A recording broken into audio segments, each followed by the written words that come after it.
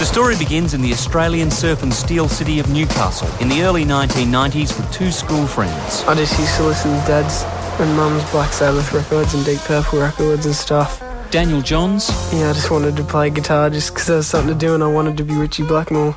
Yeah? Yeah, for sure. I wanted to do everything he did, and I used to stick my guitar down to the floor and play it with my feet. Did it sound any good? No. And Ben Gillies. Just as a joke now, they say, I wish you played the piccolo. It's like we got a load of drums everywhere. It's a bit of an ass. That's a funny story. Oh, shut up, Daniel. Every time I went around to his house, he used to be just watching that Led Zeppelin video. He'd always be watching the John Bonham drum solo and Moby Dick for about 17 minutes.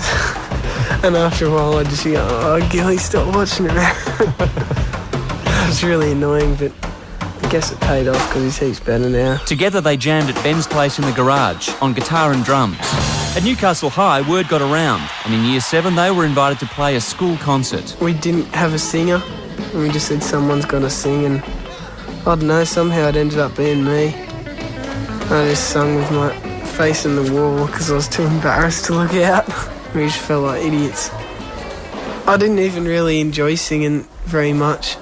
I always would just want to be a guitarist, just like Richie Blackmore and Jimmy Page and stuff. Do you like the sound of your voice? No, not really. You haven't got used to it? No way. Daniel may have been self-conscious about his singing, but what they really needed was another player. It just sounded really bad.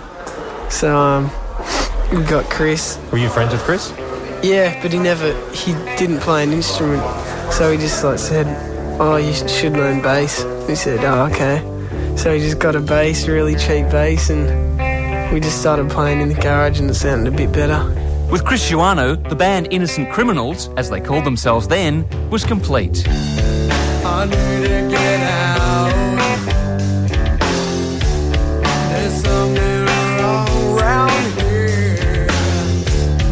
I have no doubt. We're all gonna die from fear, but he cannot see. Yeah, he cannot see his blind. It wasn't easy for an underage group to get gigs in Newcastle, a city with a passion for pub rock. The band found the support they needed at school.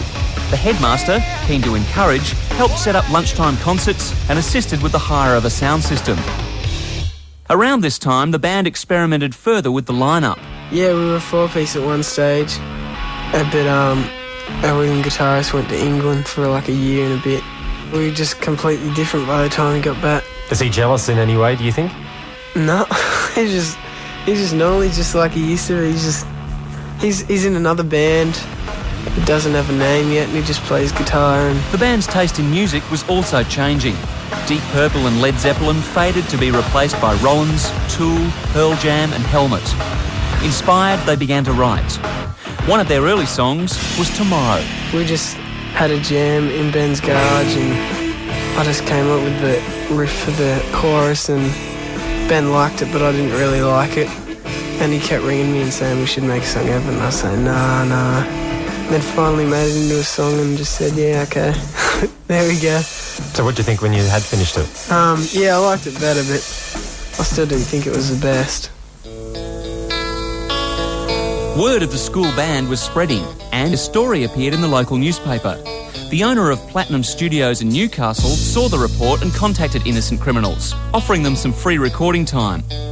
On several weekends throughout that year, the band recorded their first original songs. It's 12 o'clock and it's a wonderful day. I know you hate me, but let's get away.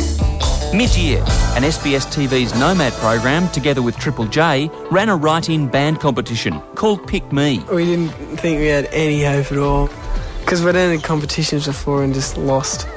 So we just entered this just to see what position we'd get, really. The prize was a free Triple J recording and an SBS film clip. We got from them their 25 words or less, which from memory went something along the lines of, we're not rap or hip-hop, we're rock and we love to play.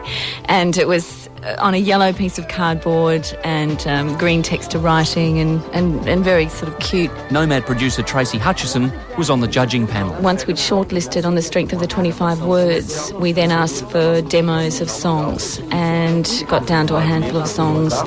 And amongst the last handful was a song called Tomorrow by a band of 3 then 14-year-olds from Merriweather. When it came down to it, though, it was clearly the best song. It was a shocked Daniel Johns that took the phone call. I just went, yeah, all right. Daniel answered the phone. It was like, great, and then we'll get back to you with more details, and that was it. Before recording, there were concerns about the length of the song. Yeah, it was edited down. The first version went for like 6 minutes something. And it didn't sort of change the song enormously. I mean, it's been fairly successful. So, Triple J recorded a shorter version of Tomorrow in Sydney, with Phil McKellar at the controls. I'll just roll a bit while I'm fiddling around, you can have a listen. I just remember them being very enthusiastic about coming in and how exciting this was all going to be, spend the day in the studio and put together this song. And SBS shot the film clip. After spending the day in Newcastle shooting the clip at an old National Trust building, we all came back from Newcastle still singing it, and I just thought then, I think this is a hit. At 8 p.m. on Thursday the 16th of June 1994, Innocent Criminals was seen for the first time nationally on the SBS Nomad program. The clip was aired with an interview. The band talked about the issues facing them, how difficult it was to get gigs, and how great it would be to have decent equipment. Innocent Criminals.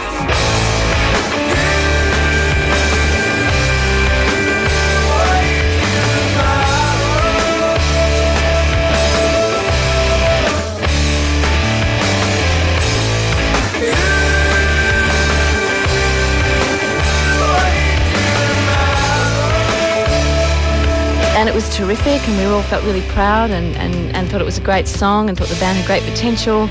I got into work on Friday the 17th of June 1994 and basically was told that Nomad had been axed. Then there's telephone calls from every major record company in Australia wanting to know who the heck the band were on the program last night, and proceeded to sort of liaise with various record company people, and within about a week lined them up with a very good entertainment lawyer because I knew they'd need one, and it went from there. This first record company came up to our house and we had a meeting, and we were sitting there. They were just going on with all this crap. We didn't know what the hell they were talking about, and we were just sitting there going, yeah, okay, trying to look interested, and we didn't get it. We didn't know what they were talking about. Then they came and watched us play at a band competition, which we lost. On Friday the 17th of June, John O'Donnell, who was starting up a new record label for Sony, joined the pack of A&R music scouts on the phone to Newcastle. That day I got a copy of the video and kind of saw something that was pretty amazing, and went up, I think 4 days later, to see the band play live. Then we played this really small gig in a place in Newcastle that was Gillies Tavern. There were about 10 people there, the fathers of the guys, myself and John Watson from Sony, and there were about 5 bikers. And the band did 3 sets that night on this tiny stage that they couldn't move on. And each time they'd play an original song, John Watson and myself were just in shock, because they were clearly a really good band musically. Daniel had a voice from hell, and they could write songs. So to us, it was just like, hang on, this is the Cavern, this is an amazing scene. We were just doing all these covers, like Zeppelin covers and Black Sabbath covers, and we were just playing our own songs and that. Between each set we just went down there and talked to them for a while, and we just liked them. Just drove home totally kind of blabbering to each other about what we'd just seen. I mean, it was all there. Meanwhile, on Triple J, there was a groundswell building on the Request Fest with Michael Tunn. Tunny's Nighttime. I first heard that we had this recording of these really young kids at that time called Innocent Criminals that won the Nomad competition. So I went to have a listen to it and actually really liked it. So we played it on the Request show, and then almost immediately we got a request to play it again. And then the next night we were asked to play it. And then the day after that we were asked to play it. And so on and on and on.